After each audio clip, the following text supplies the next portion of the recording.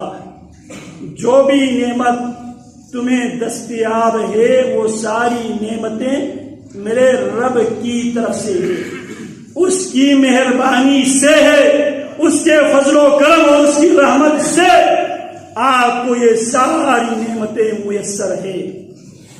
اولاد میرے رب کی نعمت ہے، بیوی بچے میرے رب کی نعمت ہے، رہنے کے لیے چھت میرے رب کی نعمت ہے، سوار ہونے کے لیے سواری میرے رب کی نعمت ہے، چلنے کے لیے پیر میرے رب کی نعمت ہے، کمانے کے لیے ہاتھ میرے رب کی نعمت ہے، سننے کے لیے کان میرے رب کی نعمت ہے، بولنے کے لیے زبان میرے رب کی نعمت ہے، فیصلہ کرنے کے لیے دل و دماغ میرے رب کی نعمت ہے۔ اس رب کی طرف سے جو میرے اور آپ کے خالق بھی ہے، مالک بھی ہے، رازق بھی ہے، مشکل کشا بھی ہے، حاجت روا بھی ہے، بگڑی بنانے والا بھی ہے، شفا دینے والا بھی ہے، اولاد دینے والا بھی ہے، صحت دینے والا بھی ہے، عزت دینے والا بھی ہے۔ اس کی طرف سے مہمان آئے اور اس کا ہم اہتمام نہ کرے، مہمان اگر رب کو شکایت کرے تو کیا بنے گا میرے اور آپ کا؟ ذرا تصور کر لو، جب آپ کے کوئی عزیز آپ کے پاس مہمان بھیجتا ہے، وہ پوچھتا ہے کیسا تھا میرے میزبان، میرے دوست جس کے پاس میں نے آپ کو بھیجا تھا، اس نے کس حد تک آپ کو ٹائم دیا، کس حد تک آپ کو پاک صاف انوائرمنٹ ماحول آپ کو پرووائڈ اور مہیا کیا۔ کتنے رمضان ہماری زندگی میں آئے اور گزر گئے، کیا خیال ہے؟ شاید یہ میری اور آپ کی زندگی کا آخری رمضان ہو، اور رمضان سے پہلے پہلے رمضان مہمان بن کے آ رہے ہیں اللہ کی طرف سے۔ تو اس کے لیے سب سے پہلے مہمان کی آمد سے پہلے ماحول کی، انوائرمنٹ کی صفائی ضروری ہے۔ وہ عقائد، عبادات، معاملات، اخلاقیات، معاشرت کی صفائی، اسے کہتے ہیں التخلیہ، صاف کرنا، اپنے سے گندگی کو دور کرنا، اور ہمارا ایمان بھی نفی سے شروع، لا کوئی بھی نہیں، نہ لات ہے، نہ منات ہے، نہ عزا ہے، نہ حبل ہے، نہ گنشام ہے، نہ رام ہے، نہ بھگوان ہے، نہ ڈینسر ہے، نہ ہنومان ہے، لا الہ الا اللہ۔ سب سے پہلے ہم اپنے دل و دماغ سے ان بتوں کی غلاظت کو، شرک کی غلاظت کو پاک کرتے ہیں، دور کرتے ہیں، پھر اس خالی پاک صاف ظرف میں، برتن میں ہم لا الا اللہ، صرف عبادت کے لائق میرے اللہ ہے۔ تو آئیے رمضان سے پہلے اپنے اندر سے غلیظ عقیدوں کو اپنے اندر سے نکال باہر کریں،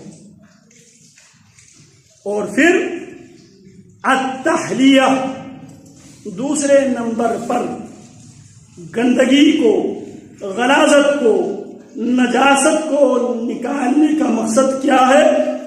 اس میں طہارت، پاکی، پاک عقیدہ، پاک ایمان، پاک عبادات، پاک اخلاقیات سے اپنے آپ کو مزین کرنا۔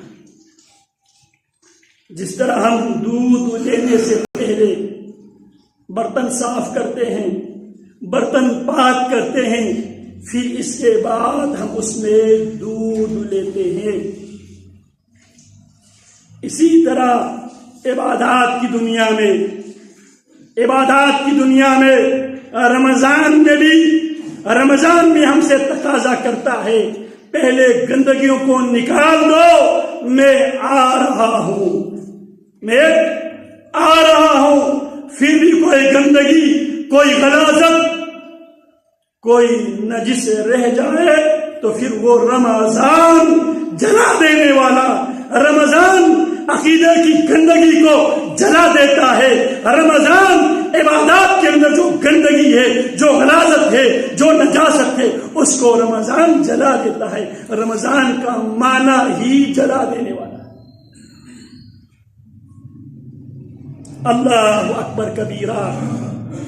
تو آئیے ہم اپنے اللہ سے الصدق مع اللہ، سب سے پہلے اپنے خالق و مالک سے آج ہی اپنی اپنی جگہ پہ یہ عزم کر کے نکلے، یہ ارادہ کر کے نکلے، یہ پختہ عزم کر کے نکلے، آج کے بعد جو بقیہ زندگی ہے میں اپنے اللہ کے ساتھ سچائی کی بنیاد پر میں اپنے اللہ کے ساتھ سچا ہی رہوں گا۔ میں اپنے اللہ کو سچا خالق اور میرے اللہ کے مقابلے میں دنیا نے جنہیں معبود سمجھ رکھی ہے میں انہیں باطل سمجھتا ہوں، میں انہیں جھوٹا سمجھتا ہوں، میں انہیں پلید اور غلیظ سمجھتا ہوں۔ اپنے اللہ کے ساتھ سچا ہو جائیے۔ رمضان میں روزہ صرف اپنے اللہ کی رضا کے لیے، اور رمضان میں عبادت صرف اپنے اللہ کی رضا کے لیے، رمضان میں صدقات و خیرات صرف اپنے اللہ کی رضا کے لیے۔ اللہ کے ساتھ سچے ہو جاؤ۔ الصدق مع النفس، پھر اپنے آپ کے ساتھ سچے بن جاؤ۔ اپنے آپ کو دھوکے میں نہ رکھو، اپنے آپ کو دھوکہ نہ دو۔ میرے مرنے کے بعد میرے بچے مجھ پر ختم کر لیں گے تو میں ڈائریکٹ جنت میں چلا جاؤں گا۔ یہ سارے اپنے آپ کے ساتھ دھوکہ ہے، یہ سب اپنے آپ کے ساتھ دھوکہ ہے۔ میرے مرنے کے بعد میرے بچے میری طرف سے صدقہ خیرات کرے گا، یہ اپنے آپ کے ساتھ دھوکہ ہے۔ اپنے آپ کے ساتھ سچے بن جاؤ۔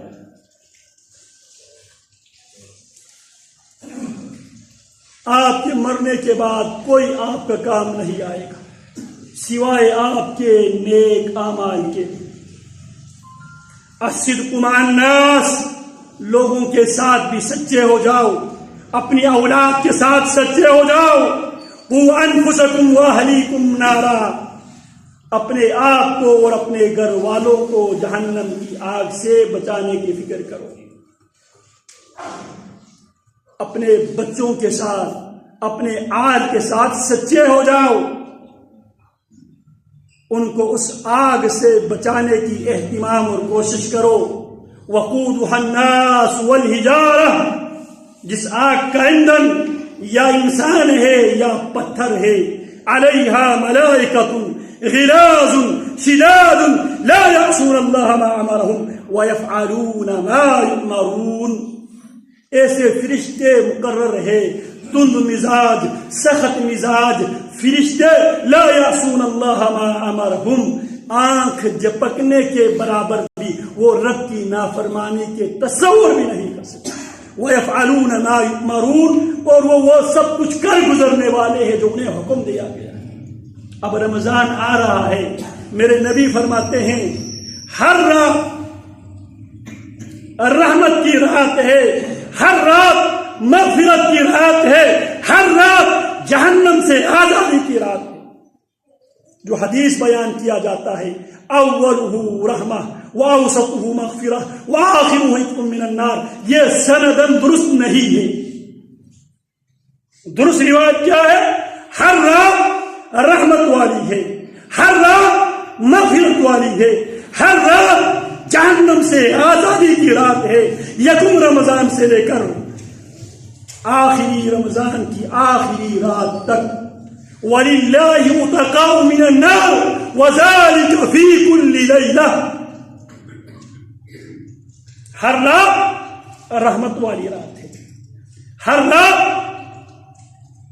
مغفرت والی رات ہے، ہر رات جہنم سے آزادی والی رات ہے۔ صحیح حدیث ہے وَلِلَّهِ عُتَقَاءُ مِنَ النَّارِ وَذَلِكَ فِي كُلِّ لَيْلَةٍ، رمضان کی ہر رات۔ آئیے اپنوں کے ساتھ سچائی کے ساتھ پیش آتے ہوئے اولاد کی یہ تعلیم اور یہ تربیت، اور ان پر اللہ نے سختی کرنے کا بھی حکم دیا ہے۔ مروا صبيانكم بالصلاة وهم ابناء 7 سنين، بچوں کو نماز پڑھنے کا حکم دو جب 7 سال کو پہنچ جائے۔ وَاضْرِبُوهُمْ عَلَيْهَا وَهُمْ أَبْنَاءُ 10 سنين، 10 سال کی عمر میں اگر وہ غفلت کرے، سستی کرے، انہیں سختی کرو۔ آج ہم اپنے بچوں کے ساتھ کتنے سچے ہیں؟ جس اہتمام کے ساتھ ہم سکول میں، اکیڈمیز میں ہم بھیجتے ہیں، کیا اسی اہتمام کے ساتھ بچوں کو مسجد میں قرآن سے کیا ہم جوڑنے کی کبھی تصور بھی کیا ہے؟ اپنے بچوں کے ساتھ سچا مہینہ آ رہا ہے، سچ کا تقاضا یہ ہے اپنے اللہ کے ساتھ بھی سچے ہو جاؤ، اپنے آپ کے ساتھ بھی سچے ہو جاؤ، اور اپنے خاندان کے ساتھ بھی، اپنے دوست احباب کے ساتھ بھی سچے ہو جاؤ۔ لا یغرنکم الحیات الدنیا ولا یغرنکم باللہ الغرور، اللہ کے بارے میں دنیا تمہیں دھوکہ نہ دے، اللہ کے بارے میں دھوکہ باز شیطان تمہیں دھوکہ نہ دے۔ جہاں اولاد کی سکول کے لیے آپ سوچو بچار اہتمام کرتے ہو، کسی